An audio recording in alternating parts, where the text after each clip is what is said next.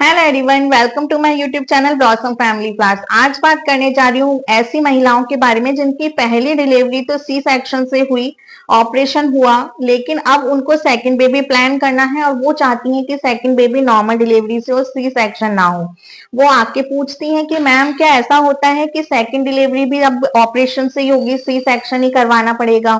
अब मेरा क्या सेकंड बार भी सिजेरियन ही होगा? क्योंकि पहली बार भी मेरा तो सिजेरियन हुआ था।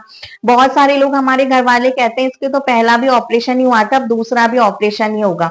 लेकिन यहाँ पे मैं आपको एक चीज क्लियर कर देना चाहती हूँ कि ऐसा जरूरी नहीं है। कुछ कॉम्प्लिकेशन अगर आपके हुए हो फर्स्ट डिलीवरी के टाइम पे, जैसे कि बच्चे ने पेट में पॉटी कर दी हो, बच्चे ने गले पे नाल लपेट ली हो, या फिर बच्चे की धड़कन कम होती जा रही हो, मूवमेंट्स भी अगर आपके बेबी का कम हो गया है या आपको फील नहीं हो रहा है और टाइम हो चुका है, पूरा डिलीवरी का टाइम क्लोज ही है, लेकिन अगर इस तरह के कॉम्प्लिकेशंस कुछ आ गए, इंटरनली कुछ अचानक से सडन ऐसे कंडीशंस आ गई कि डॉक्टर को डिसीजन लेना पड़ा कि सी सेक्शन करना पड़ेगा, तो जरूरी नहीं है कि सेकंड टाइम भी यही कॉम्प्लिकेशंस आए।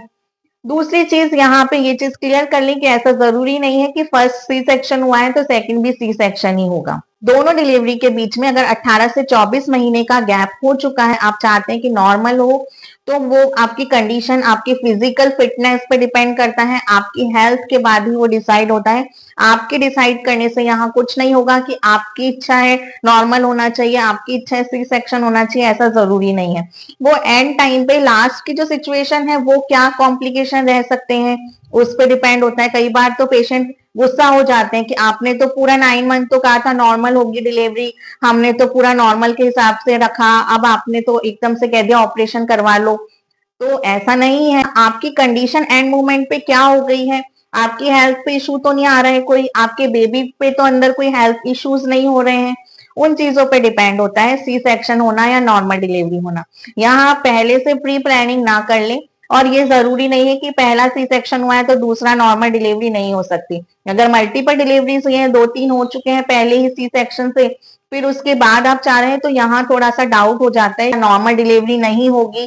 इस तरह से डॉक्टर आपकी हिस्ट्री नोट करते हैं, पहले कितने बेबीज हुए हैं, या सी सेक्शन से हुए हैं या नॉर्मल हुए हैं, ये सारी चीजें हिस्ट्री पर डिपेंड करती हैं, आपके डिसाइड करने से नहीं होता। एक चीज और डिसाइड होती है कि आपकी वर्टिकल है या हॉरिजॉन्टल है, किस तरीके के आपके स्टिचेस आए हुए हैं।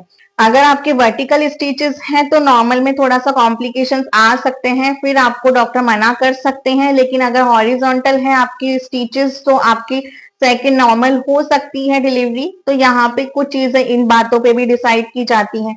तो यहाँ पे आपको थोड़ा सा क्लियर हुआ होगा कि नॉर्मल डिलीवरी कर सकते हैं या सिजेरियन करवा सकते हैं, थोड़ा सा आपको खुद से और डॉक्टर से डिस्कशंस के बाद ही। जरूरी नहीं है सबका सब कुछ सेम ही हो, हर चीज का, हर पेशेंट का अलग अलग सिस्टम होता है और कंडीशंस के अकॉर्डिंग ही डॉक्टर डिसाइड करते हैं। तो आई होप कि आप लोग को समझ आया होगा इस वीडियो से कि सी सेक्शन करवाने के बाद में नॉर्मल डिलीवरी भी हो जाती है, हर चीज पे डिस्कशंस होते हैं, उसके बाद डिसाइड होता है और ये लास्ट मोमेंट पे डिसाइड होता है। और भी प्रेगनेंसी से रिलेटेड टिप्स के लिए आप ऑनलाइन और टेली कंसल्टेंसी कर ही सकते हैं, आप मुझसे बात करें, जो भी डाउट्स हैं वो क्लियर हो जाएंगे। साथ ही अगर आपको प्रेगनेंसी से रिलेटेड और टिप्स के लिए आप मेरे चैनल को लाइक शेयर सब्सक्राइब भी कर लें, बेल आइकन को भी प्रेस कर दें। आई होप कि वीडियो आप लोग को पसंद आएगा। धन्यवाद।